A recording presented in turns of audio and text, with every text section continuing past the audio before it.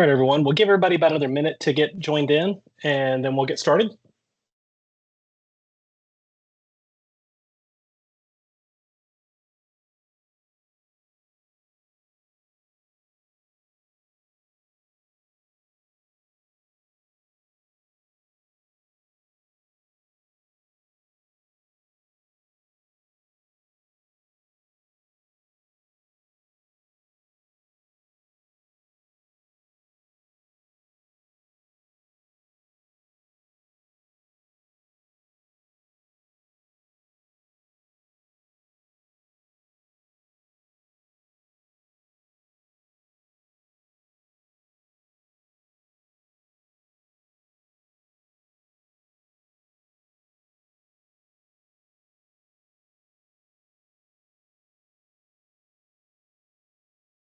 All right, everybody, it's the last one. Welcome to the final session of our four-part UAD 3.6 training series. I'm Joey, Director of National Sales at ValueLink. It's been a pleasure seeing the amazing turnout over the last few weeks. Thousands of appraisers have joined us live, and we're wrapping up strong today. The series was created exclusively for Connect appraisers like you. We know how important it is to stay ahead of the change, and with UAD 3.6 rolling out, getting familiar with the new format is essential. We're proud to have Joshua Walitt leading the sessions. With decades of experience and deep appraisal expertise, Josh has helped thousands of appraisers across the country navigate complex changes. And today he's closing out with everything you need to finalize and submit a UAD 3.6 ready report. Just a quick heads up, these sessions do not count towards CE credits, but we will be providing a certificate of recognition to appraisers who've attended the sessions live with us. Before we start, please don't forget, we'll be at Valuation Expo in Vegas next week. So scan the QR code on your screen to book a time with us at booth 52. I'm looking forward to meeting everybody. Every time I do these kind of things, I learn something new, and it'd be really nice you'll be able to shake the hands of the people who actually come through here. So with that, I'm ready to turn it over to Josh if he's ready to roll. I am. I'm ready to roll. This sounds great. Session 4. Seeing a lot of folks returning, which is great. A lot of folks using the chat already, so we can go ahead and start seeing some questions as we move through this new set of material today. So again, if you happen to be joining us only for the 4th session, just a little bit about me. I am an appraiser out of Colorado and a consultant. So our Walitt Solutions team helps clients from appraisers to appraisal firms to appraisal management companies to lenders, education providers, state regulators, and we sort of fill in missing puzzle pieces. We fill in some gaps around valuation and compliance as our clients need it. So I'm happy to be here providing this information, answering questions as they come in. Just a reminder, I'm not here representing any sort of board or organization or coalition, anything like that. I'm just representing myself, and nothing I'm providing here is legal advice. You can use this QR code here if you want to learn more about the learning opportunities we offer. This is the fourth session in the series. We took a look at an overview of various concepts in the first one. We then moved on to the approaches to value and reconciliation in the second one. We then moved on to various areas and fields and concepts and sort of connected a lot of the sections together in our previous session, session 3. And today we're going to move on to the certifications, disclosures, reference materials. We'll review the reference materials and other updated reports. So the URAR is not the only report out there. We have the update report and we have the completion report. So both of those have been updated as well. We'll look at those in a much, much briefer fashion. So again, certifications and disclosures today. We'll review what are those reference materials. We'll take a look at the restricted appraisal update report and the completion report. Again, those are the two others I just mentioned, sort of outside of the new URAR. Those are two short reports that have also been reworked into a new format. And then we'll review some key points. All right. So What are we not talking about? Again, we're not talking about specific software. We're not talking about specific appraisal methods or techniques. We're not talking about policies of the agencies or the GSEs. So we're really looking and focusing on the new report format. A new report format. So some of you may be thinking this question. Some of you may have already posted this question. Some of you may have asked it in a previous session. Will video recordings be available on ValueLink's and Walitt Solutions websites? And the answer is yes. All right. Most likely by the end of next week. It takes a little time to get things processed, organize all the materials, get things set up on websites. So you should be able to see reference materials as well as, excuse me, the videos to replay them. You could put them up on your big screen TV, play them back at parties. You could, no, I'm just pulling your leg here, but yes, it will be available and you can watch your emails and social media to see exactly when we post it and when we announce those.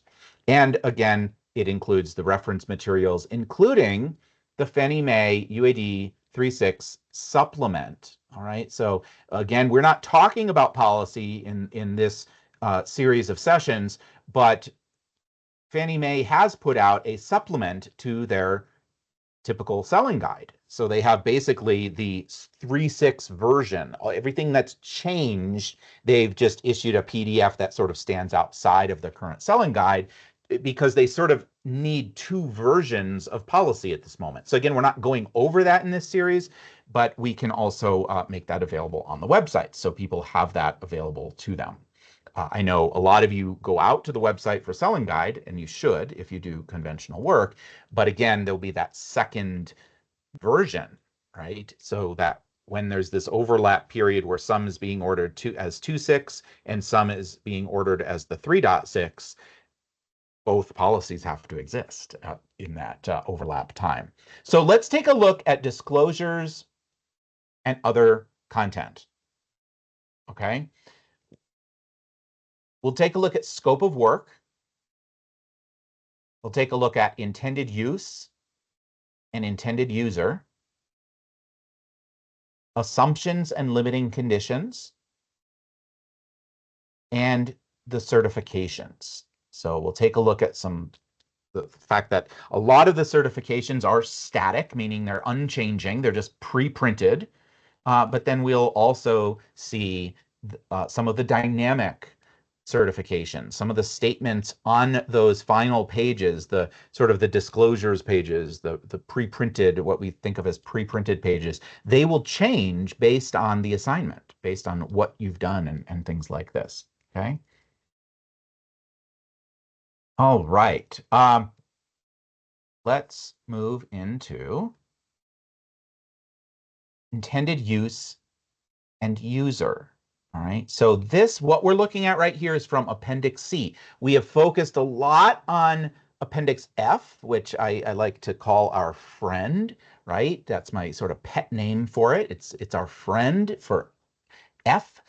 That Appendix F has explanations and details, and it has the enumerated choices if it's a multiple choice defined set of choices for a particular field. So it has all sorts of explanations around every single field. Appendix C, remember, is that impossible report. It's a blank report, and it's the very, very long report. It basically shows the layout of most every field that can appear in a report. You'll never have a report that shows all those fields, but the idea behind it is that it lays it all out in terms of how it would how it would work. I do see a comment saying that someone has no picture. Can I get a few chats telling me if you are seeing my screen? You should be able to see my screen. If not, I want to make sure we fix that immediately. But everything on my end says that I am sharing my screen. So you should be able to see it, hopefully. All right, so here's an example of the intended use and user as it's printed, sort of as it's demonstrated in Appendix C. So again, Appendix C is that impossible report. So it's showing sort of all possibilities, but not reality of how it would show up. Good. I'm seeing a lot of yeses and good and thumbs ups.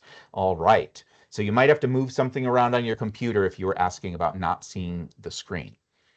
So let's take a look at this.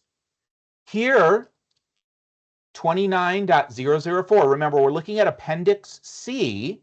Appendix C has red code numbers. These are the codes for every specific field. All right, so this is pre-printed. The intended use of the opinions and conclusions in the appraisal report for the intended user to evaluate the property that is the subject of this appraisal for a mortgage finance transaction or related activities. I believe we mentioned that or related activities has sort of, how should I say, been added on. In the current forms, it doesn't say that, but this will allow for pre-foreclosure uses, for REO uses, and so on. So there's no question that this still can be used for that. Then we have these highlighted items, which will appear if they apply to the assignment. So the intended use of the appraisal is solely to assist FHA in assessing the risk of the property securing the FHA insured mortgage. So is that going to appear on a VA? No. Is it going to appear on USDA? No. Is it going to appear on conventional if it's not FHA? No, it's only going to appear if it's FHA, and because that's the appropriate intended use statement. It doesn't contradict the original, it expands on it, right? It gives a little more detail on, well, what is the intended use? And so that's right out of HUD handbook. Right now, when we do FHA appraisals and we write FHA appraisal reports, we need to be pasting that in. And I'm sure most or hopefully all of you are doing that. It's right out of the HUD handbook. This is literally a copy and paste, but it's built into the specs. And so when you indicate it, however it's indicated in your software, it will populate it to what we think of as pre-printed pages, but they're not anymore. They're flexible pages, right? They modify themselves based on your use of the system. All right, and then there could be additional intended use. All right, so if you say there is an additional intended use, you could then type it in. If you say there isn't, that won't appear at all. All right, so there's intended use from Appendix C. And don't worry, we're going to open up Appendix C and kind of see this in context. Here are intended users. Same idea as intended use in terms of how this works, how this functions. We have the item that is always printed there. Okay, and then we have FHA and the mortgagee are the intended users of this report. Okay, so that would be for an FHA, right? We have USDA and any other identified lender client are intended users of this report, and then corresponding item for VA. And again, are there additional intended users that might apply to the a particular type of assignment? Then if so, you would indicate that in your software, and it opens up the ability for then you to type additional language there. These fields and fields like these are not for restating things. So it doesn't make a report stronger by saying the same intended use twice, right? So if we, for example, if we were to go back and this automatically prints, this middle or top yellow item, it prints because you said it's an FHA assignment. All right. Don't take that and paste it in additional intended use. All right, that's not what that's for. There could be additional intended use or users that are appropriate and necessary, for example, for certain pre-foreclosure or certain REO situations, right? So we just want to make sure we're moving away from sort of the boilerplate mentality where we're just pasting things in. Sometimes, especially if you review work, some of you out there do review work and you are constantly seeing reports, maybe not constantly, but seeing reports where something is pasted in 2 or 3 or 4 times. That type of disclosure can be actually problematic because then sometimes people actually don't remember to change something, right? So having someplace, one place and correct is adequate.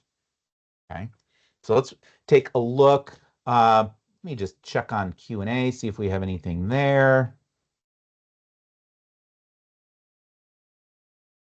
All right. Particular disclosures and disclaimers in every report. Is there a place? So tell me what you're talking about in terms of the topic of what disclosures and disclaimers you mean. Can you give me a short example? And I'd gladly answer that if we, haven't already covered it in other sessions or something like this. Seems to contradict.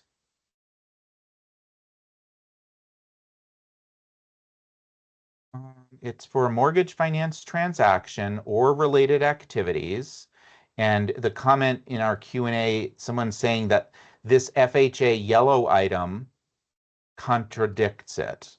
It's still related. It's saying it's for a mortgage, and the original statement says it's for mortgage or related activities. So I don't see how that's contradictory. I don't think so. You're welcome to your opinion, but this is right out of the HUD handbook, and that's why it's built into the system that way. So I think you're going to be pretty safe with that.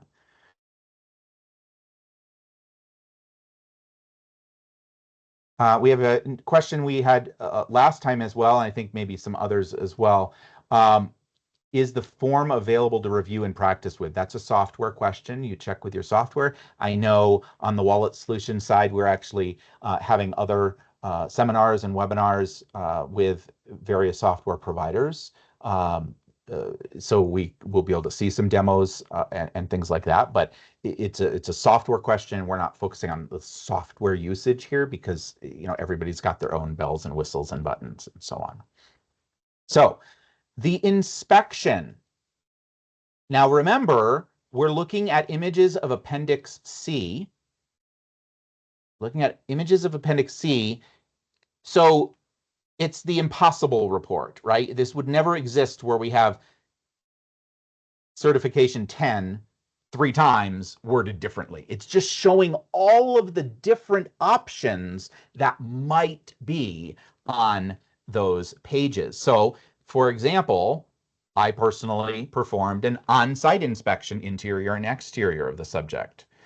I performed an inspection of the exterior from the street of the subject. I did not personally perform any on-site inspection of the subject property as part of this assignment. So depending on how you're completing the report and using the system within your software experience, one of these options is what is going to populate to this page in the report. So you don't have to worry. Remember, it's one form to rule them all, right? One form for all scenarios. And so that's why these moving parts have to move this way, right? Where can I find Appendix C? You can go online, Fannie Mae UAD. Just Google Fannie Mae UAD, just like we've emphasized in the sessions. You can find all of this information. You can also find all of the information in about a week at ValueLink's website and Walitt Solutions website. So again, the resources, the videos, we can kind of handle all those questions. Assignment information section also relates to this, right? So if I'm indicating in the earlier part of my report that I'm the appraiser and I performed an exterior and interior inspection, then it's going to dictate that this is the correct disclosure, right?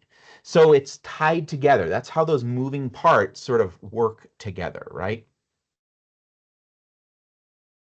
Wondering if there's a place for those disclosures and disclaimers. I'm not asking about the content.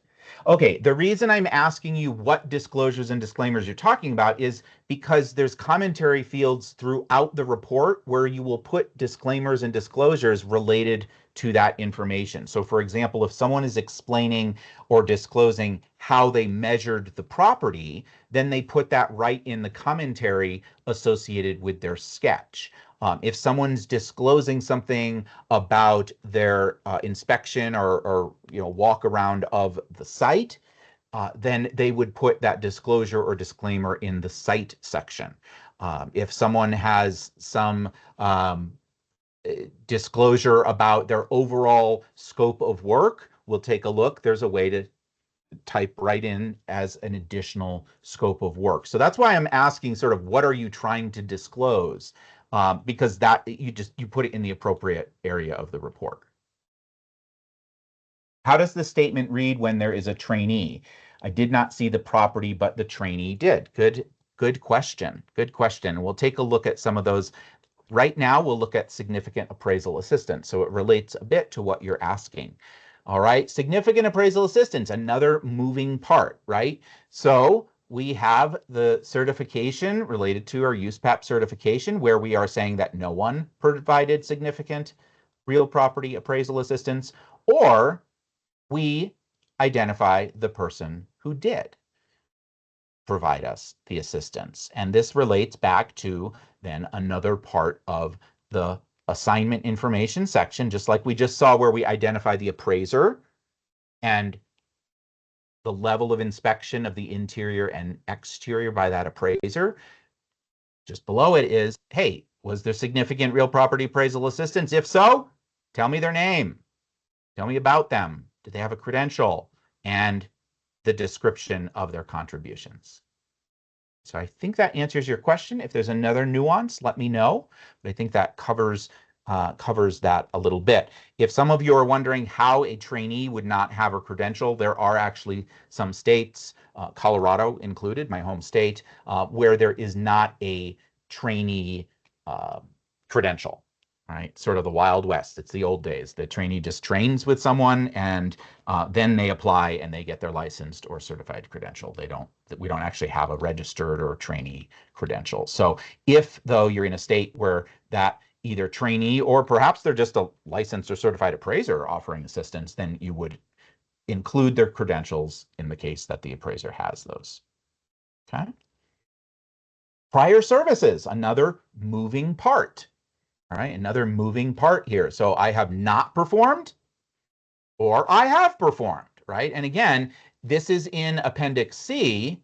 So obviously you'd never have two of the same certification here. They're just showing the two versions that could exist in a report. And then of course below it, you can see the description of prior services. You would then identify it there. So your statement would just appear right in line with the certifications. All right.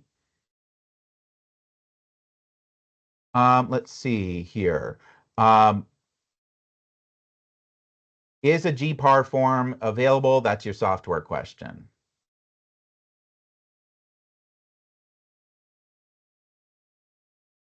Let's see. Is an iPad necessary? Talked about that. I believe it's probably necessary. If I were doing this in the field, I used an iPad. Well, maybe it's an iPad, but I used a device in the field all the time and made it just really, really fast and easy. Then I could focus on the details.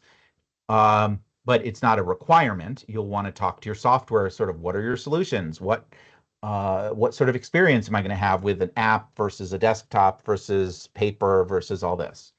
All right. I have a question here. Do you, meaning me, Josh, have the software available that has 3.6 ready to use? No, I do not. Let's see. Lots of really good questions here. Lots of really good questions.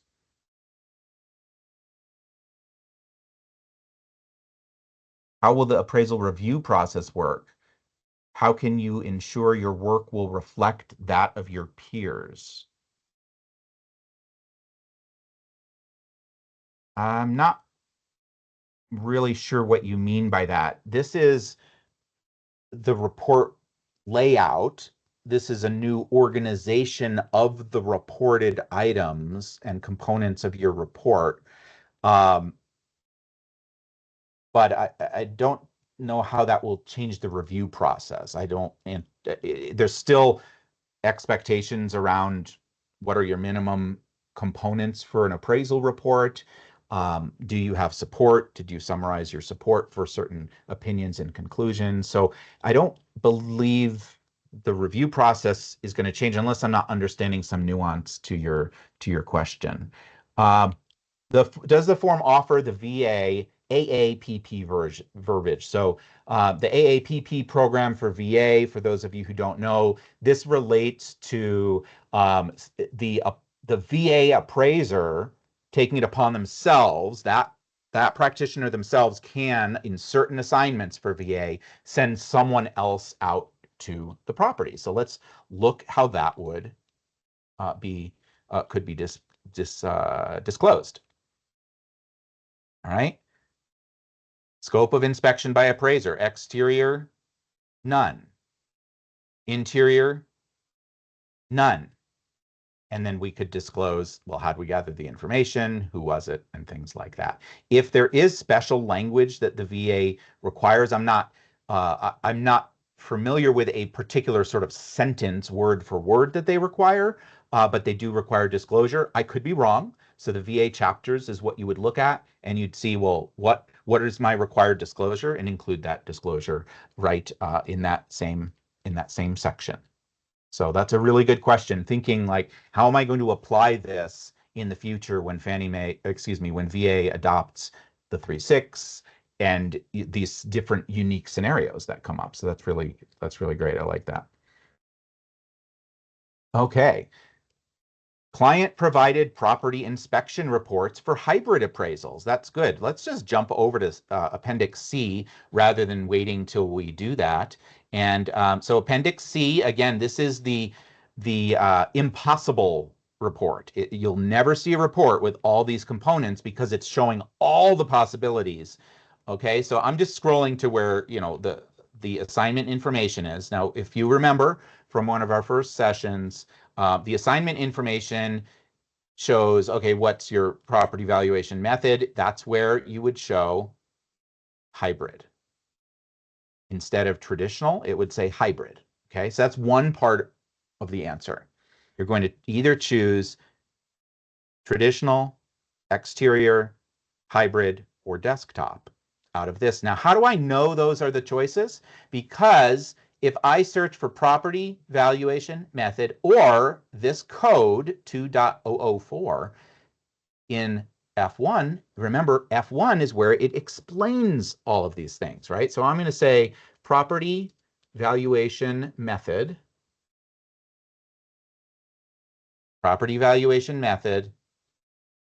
under assignment information, and here are the designated options. So let's go back though to C, Appendix C. We also have the ability to then list property data report information, and you would attach it to the report. I believe that is a requirement when you use the PDR. Could be wrong there, but I do believe it would be at least a best practice, if not required, to attach the report. But here, you're just taking information right off that property data report and indicating it here in this particular section. All right.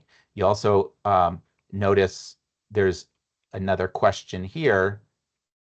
Oops, it's not going to be a very good way to highlight it. There we go. Was a property data report used in lieu of an inspection? All right. Really good question coming through here. Will this increase the time? We've talked about that, I think, at least once or twice.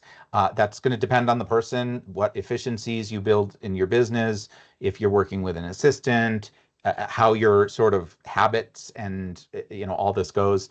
I don't know if the things we're looking at right now today are going to increase it by anything. I think some of the things we've looked at previously, it is collecting more information, but I think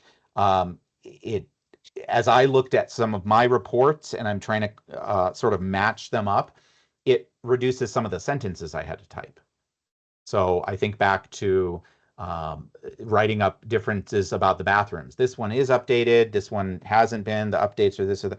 okay, well, now we actually have a way of just saying updated, not updated, not updated, updated for those bathrooms. So that takes away from some of the write-up necessary. Doesn't mean I can't write about it, but some of those prescribed choices just simply explain it. And so I don't need to have quite as many sentences.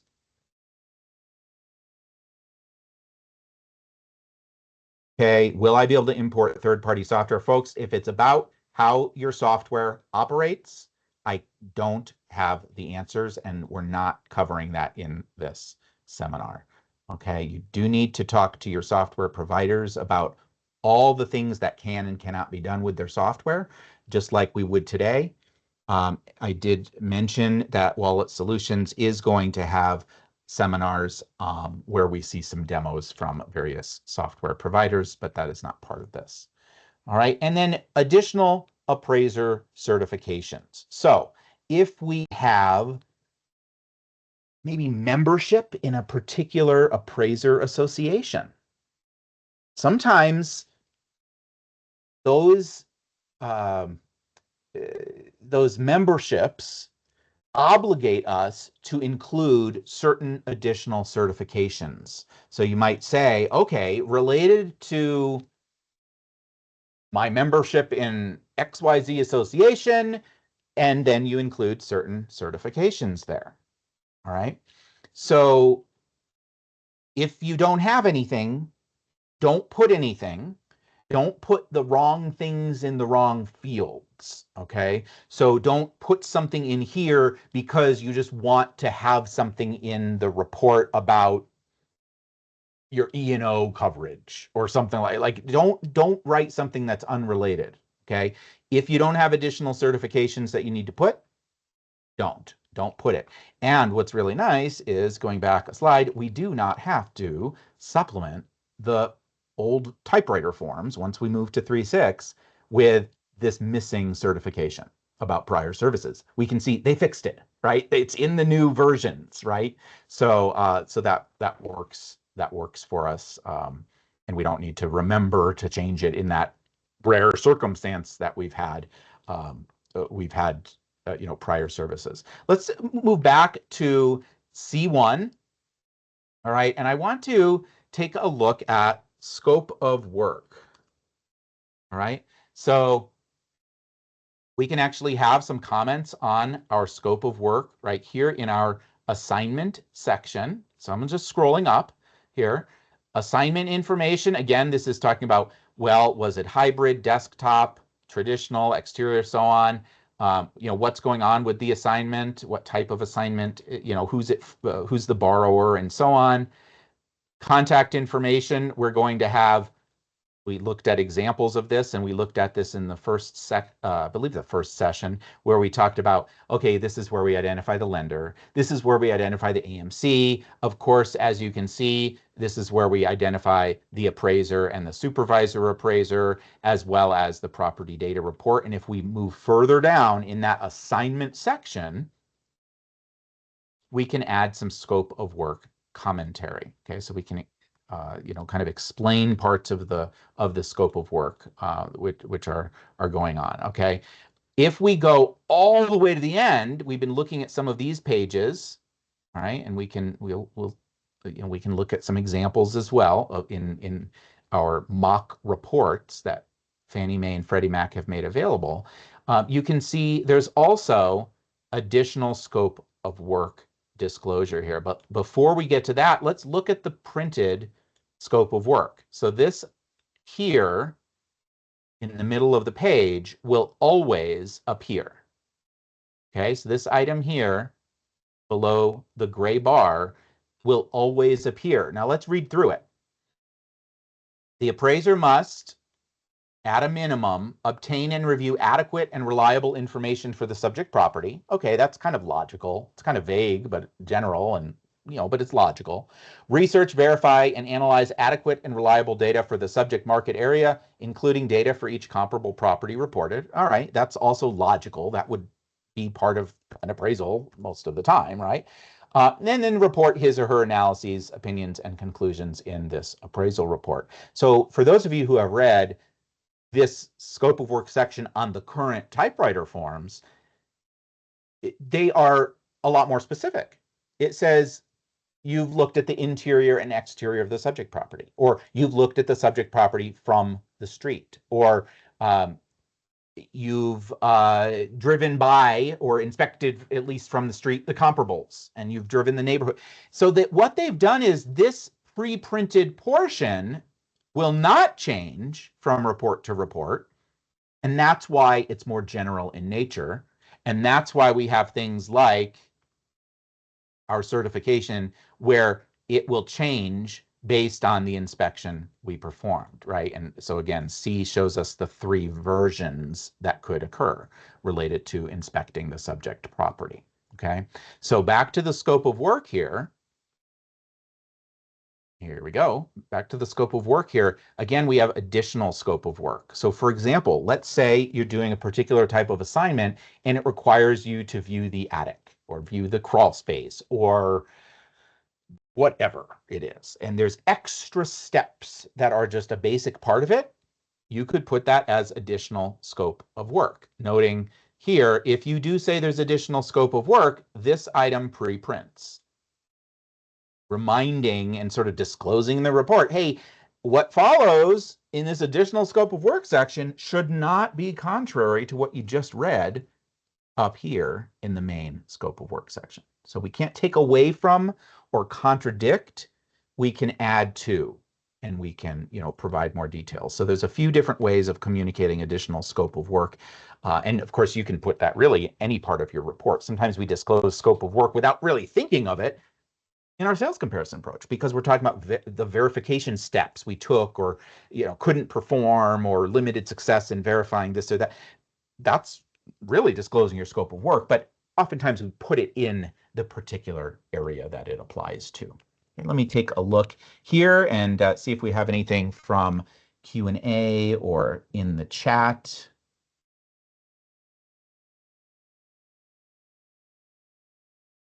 So this, the UAD is in XML. We had a question in the format. So the current format for UAD is XML, and the go forward format for UAD 3.6 is XML.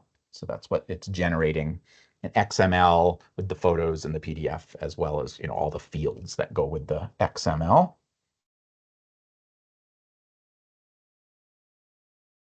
Can we add comments relating to owners, age of home, etc.? I don't know what we would be typing about the owners, so I'm not really envisioning what we would type there. But in terms of the property details, yeah, you would include that in the applicable section of the report. When you go through the new form, can we skip around the form inputting information, or do you have to go through each section? Folks, what kind of question is that? Is that a question for this, or is that a question for your software provider? That's a question for your software provider. I can't answer that because I'm sure there's going to be different answers for different software. So look at that, your software provider, ask them for the demos, see as much information as you can. Maybe they have videos, and then see which is the experience you want. Which experience do you want? But there's no way, I don't want to promote certain products, but I also, just from a practical standpoint, folks, I can't answer those questions in this type of seminar. We're looking at the report format. All right, we finish a report. How does it get to the client and get a copy for ourselves? That's operate. How do you operate your software is a software question. I imagine it's probably a similar experience. They're probably not changing it in great degrees, but there may be some different buttons you push to deliver reports.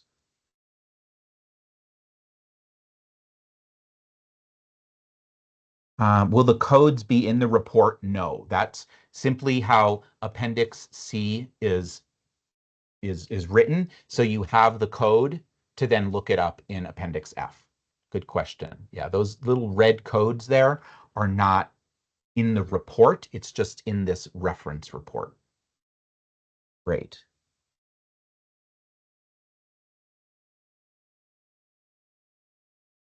All right. Is the scope of work where we could put the subject does not have an attic and therefore no head and shoulders of the attic was done?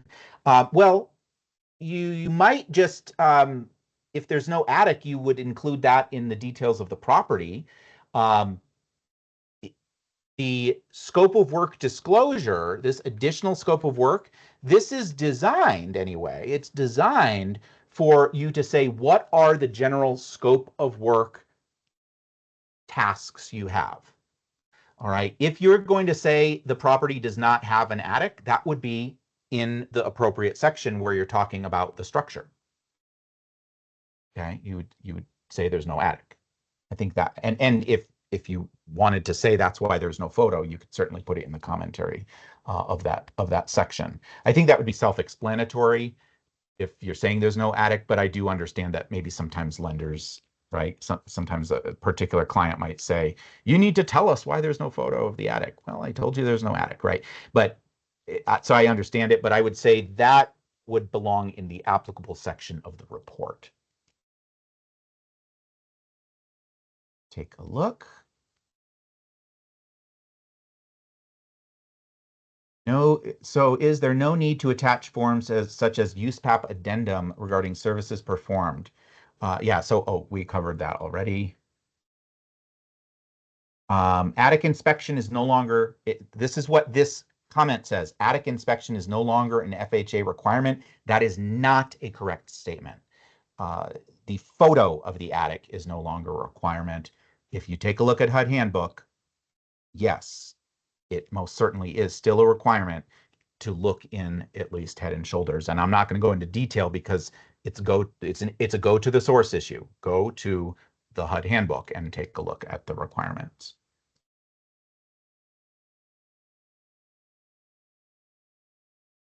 And let me check the chat on this side. Again, we have a question. If there are standard comments that are appropriate for most all reports, can they be inserted into the report? First of all, put them into the commentary section that they relate to. So if it relates to the site, put it in the commentary site section of the commentary area of the site section. If it relates to the structure, put it in the exterior. If it relates to a unit, put it in the unit section there. As far as someone saying, can that be inserted as a drop-down option? Again, whatever the user experience is, that's what it would look like. So maybe it's a button, maybe it's a drop down and things like that. All right, so let's take a look at these new, we're going to move off the URAR just a bit because I do want to at least cover these other two new, these changed reports. All right, here's the restricted appraisal update report. All right, so we've got the restricted appraisal update report. This is currently the 1004D, 1004D like dog. It has the update report and it has the completion report. So I just want to emphasize with you that there are new versions of that coming out with the UAD 3.6. So we have a new appraisal update report as well. There's not really surprises here. It is described as a restricted appraisal report rather than it says currently on the form, the current typewriter form says summary. So they're expecting restricted, which you can review USPAP and things like that, but basically it's the condensed report and it's restricted to clients and identified users. But there's not really a whole lot of surprise to this. There's not really a whole lot new here. Okay, same question being asked. Has the market value declined since the effective date of the original appraisal? You have sort of the same concept behind the assignment information section on the new URAR. All right, and then of course your certifications and so on. All right, so that's just, I just want to sort of make sure we cover it, right? Where do we find a restricted use drive-by appraisal form?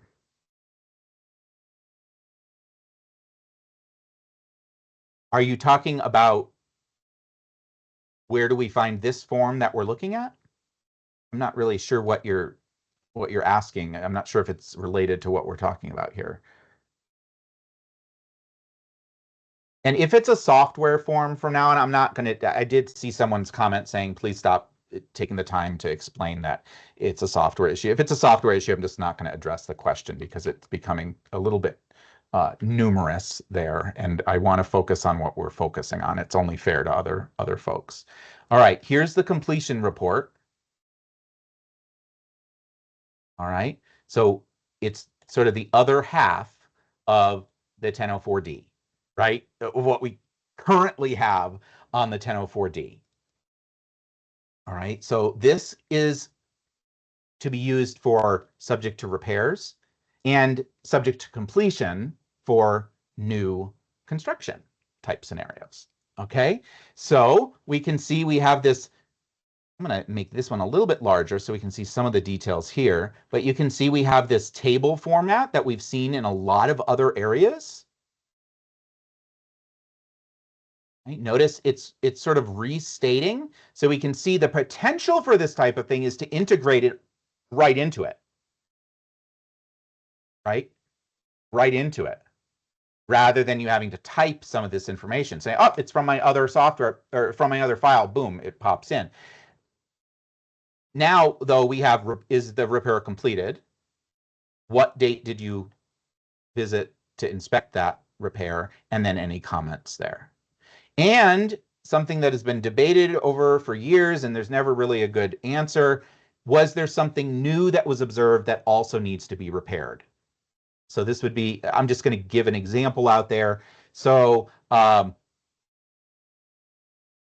let's say it's FHA and you said, oh, it needs XYZ repaired. You go out, but then you notice something new that wasn't there when you first visited. So now you say, oh, and also this needs repair because this doesn't. And so they're asking for that specifically. Whereas before it's always questionable. It's like, well, depending on who I talk to and depending, that type of thing. So there's a formal place for that. Right? And then of course, commentary, photos, and of course the general assignment information we would expect. Okay. Let's see, we have a question on, I'm not familiar with the restricted drive-by form. Right now there's a 2055 that is a summary appraisal report, but I don't know of a restricted drive-by form. But as we've mentioned, this is taking the place of all of those common lending questions or forms. So that it's taking care of the 2055, the 1004, the 1073, the 1075, all those things we looked at in the first session. All right, so it's replacing all of those. But again, none of those are restricted forms right now. So I don't know if I'm actually answering your question. You might be using the term restricted wrong. I don't know. I don't know. Let me look in the Q&A as well.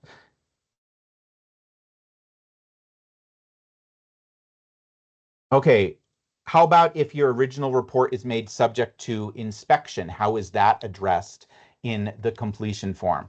It's completed very similarly. I didn't pull up both examples, but let me see. Let me make sure I'm pulling up the right one. But in place of itemized list of repairs and new observed items, what it's going to ask is just a question that we're used to where it says, has it been completed in conformance with how it was presented in the original appraisal report?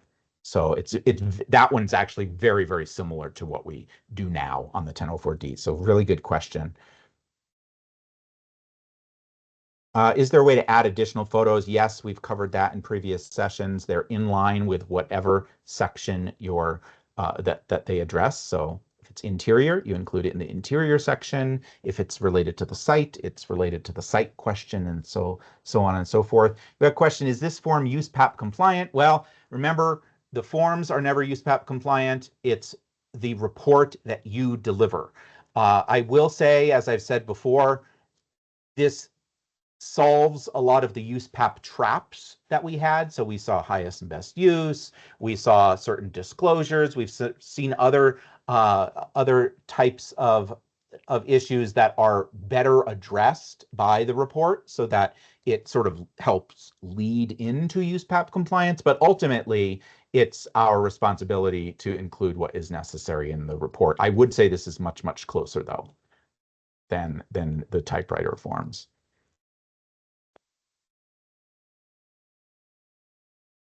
All right, let me run back to the chat here. So I know some people are asking in chat, some are in Q&A. So, I'm trying to cover them all there, because, we're all showing up to learn what's on our minds, and maybe even other people's minds. Let's see. Okay, and Joanne makes a good point that this restricted drive-by that someone's talking about, it might be it might be about something that isn't a Fannie Mae form. Maybe it's a proprietary form, but let's take a look here.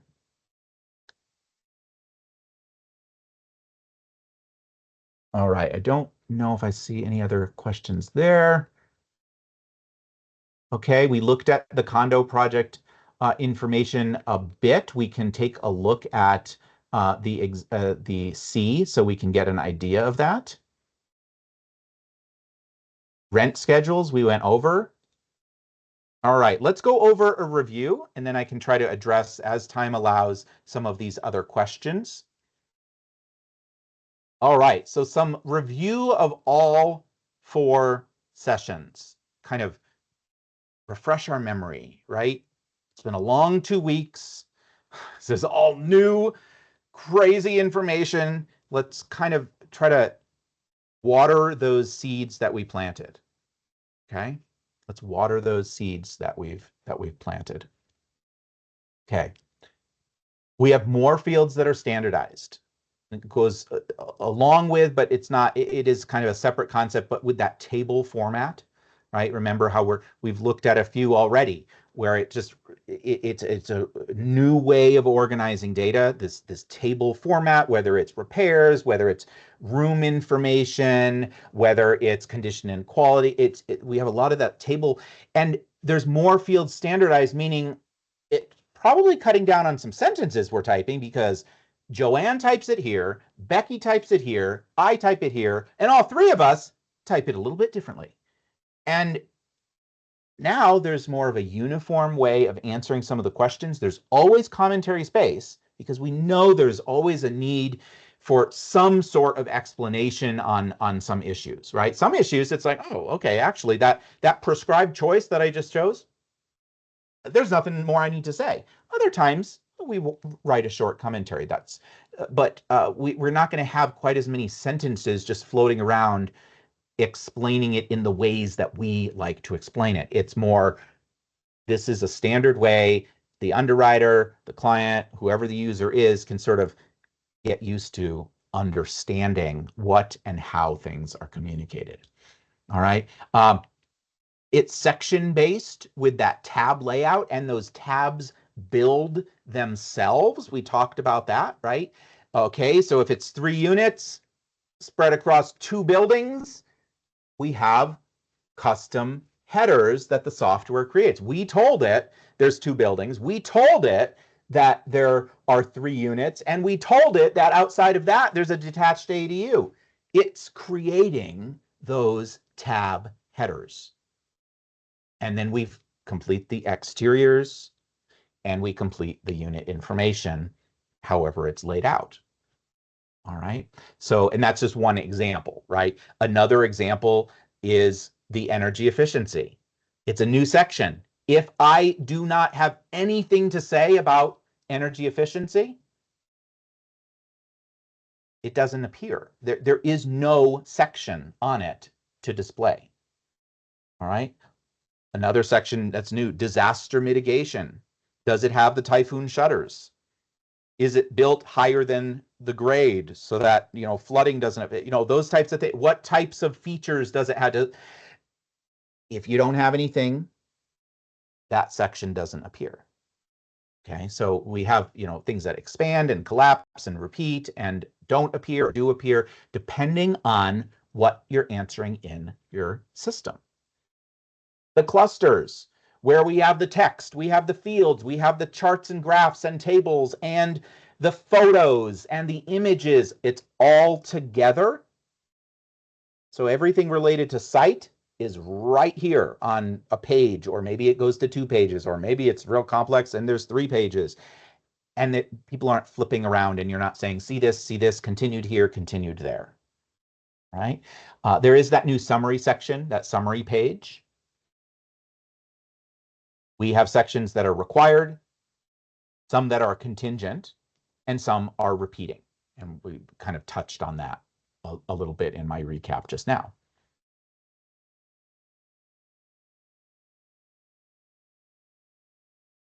All right, we took a look at the sales comparison, cost, and income approach. Some highlights there. We have individual line adjustments, which is what we're used to. That's sort of the traditional way of laying out a sales comparison approach, but we also have the roll-up. So there's the opportunity to have certain details maybe for certain characteristics, but it's not expected that there's an individual adjustment here on this row, on this row, on this row. It rolls up and says, okay, conceptually, we're just talking about energy efficiency, if that applies to it. And that roll-up adjustment is just on the one sort of summary or the one lead line, the head line for that particular area of the grid. All right. And that also brings up the idea of optional rows. There are some times where the appraiser is going to say, you know what, it's really relevant that I compare the topography. So I'm going to include the topography row in my sales comparison grid. It's relevant. It's important. I'm going to show that on my sales comparison grid. So those are some new concepts around the sales comparison approach. Cost approach, great layout now. We can actually present the cost approach the way we are actually doing it, so it's actually correct. And we can show multiple buildings with different depreciation as appropriate. All right, we don't need to work it off on the side and then sort of force it into the box. Income approach, you can show your rentals. You can also show the GRM support if you're performing income approach. So you can actually show where you've derived this. Remember, we have condition and quality ratings for interior and exterior. Right? So the exterior, you're going to say it's Q4, C4. Obviously, I'm throwing out examples. And you go inside and you say, okay, and the interior is, whatever, quality and condition. There's also, of course, what we've always had or had since, for a while in UAD, the overall condition and quality ratings. Okay, so we've had those overall ones, but the new pieces are the interior and the exterior. And remember, we had a significant change, and we looked at that in session 3 on the definition of C1 applying to new construction in the past 12 months, including the foundation, never occupied, and no wear and tear. Right? Don't take my word for it. Go to the source. Right? Go to that Appendix F, and you'll see the slightly rewritten note there. Conceptually, it's a little bit different, but overall, the condition codes are not going to be a huge relearning experience, but we do need that note there. And then also remember the fully updated, where we're saying this bathroom's fully updated, this bathroom's fully updated, this kitchen is fully updated. That does apply to new construction. All right. Whereas in today's world, we would not say that. So review that information if you're thinking, I missed that when we went over it last session, or if you didn't see the last session. So the resources, Appendix D, various sample reports that we've looked at. So we've looked at some manufactured examples throughout our time together. All right. Here's our manufactured example we looked at. We looked at a single family example together, some simple ones, some complex ones. We looked at multifamily So, or multi-unit, depending on how you say it. So we've seen accessories, all this. So remember, we don't have one form for each type. We have one report to accommodate everything, don't we? Right? Let me take another quick look through here, see if there's anything we can address in the next minute or so. The presentation pages aren't being made available. The recordings are, but we're not distributing the PDF of the presentation themselves. We are making all of the resources from Fannie Mae and Freddie Mac that we've shown. We're either linking or having the PDF copies there. But as we mentioned at every session, we are having the recordings on our websites. Today we kind of looked at the timeline, and it's probably late next week where we'll have all of that. How would an appraisal review be completed? The appraisal review process isn't changing. The appraisal process isn't changing either. This is just looking at the new report format for appraisals.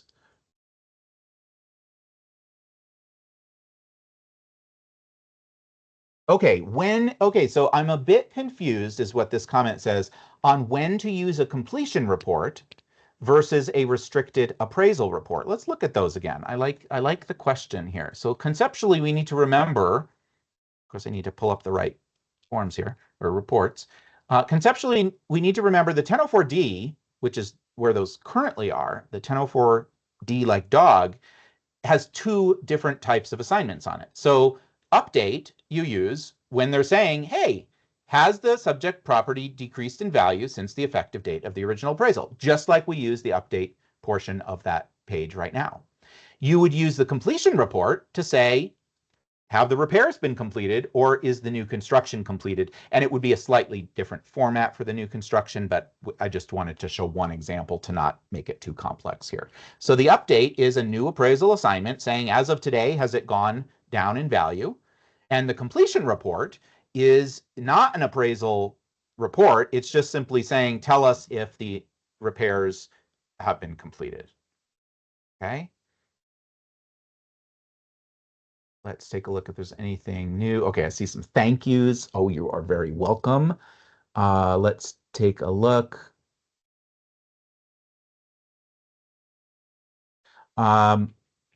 If something has the same foundation, so someone's saying, hey, if something was rebuilt, but it has the same foundation, would that be C1? No, it would not, because remember, it has to be completed within the past 12 months. It has to have no wear and tear. It has to be 100% new construction, never occupied, and 100% means including the foundation. All right. How would you report a house with in-law quarters? We talked about accessory dwelling units if it qualifies, if it meets the definition of accessory dwelling unit in the HUD handbook, if it's FHA, or in Fannie Mae and Freddie Mac selling guides, if it's conventional, and so on and so forth. If it qualifies as ADU, you include it as an ADU, as we looked at. And if it doesn't, you would simply describe the rooms and the levels and so on and where they are. And then you would have commentary to explain maybe why you didn't say it's an ADU, but you could talk about the characteristics. All right, I see some thank yous. I see some thumbs ups. The 1004D, along with the other forms we've gone over, is being retired, but remember the timeline that we looked at. There's going to be a long overlap period where both the old 2.6, the current typewriter forms, are being ordered, and where sometimes you'll have a lender that's moved on to the 3.6 and they want the new system. All right, I see some people excited. I see a lot of thanks coming through. I see a lot of exclamation points. I like that. I see all sorts of clapping and thumbs up. Folks, you are making my day. You are just making my day. Folks, this is not the end of your learning about the UAD 3.6 and the new URAR. This has given you your flavor, your appetite to learn more. Look at our websites next week. You'll see the references. You'll see the videos. You will, I hope, contact your software provider and learn what they're doing to give you the best experience, because this is your opportunity to shop around and find the best software solution. All right. And let's have Joey close us out. Thanks so much, everybody. Thank you, Josh. We really appreciate everything, today. It's been great. I really show a lot of appreciation to all the appraisers, who showed up today to watch, the presentation. Again, I said this yesterday, and I will continue to say this. I've said it most of my career is I really appreciate what all appraisers do. There's not many industries where everything just turns upside down in a second, and everybody happens to dive right in with both feet and kind of work through all the issues. So I really appreciate that. We will be at Val Expo next week. If you could scan the QR code on the screen, you can schedule a one-on-one with us. We'll be at booth 52. And if you don't, just come by and say hi to me. I'd love to shake your hand. I really appreciate how much hard work you guys do. Other than that, I really appreciate everybody showing, and I think we can end the call. Thanks, Josh. Thank you, everyone. Thank you. Good luck. Have a great day, everyone.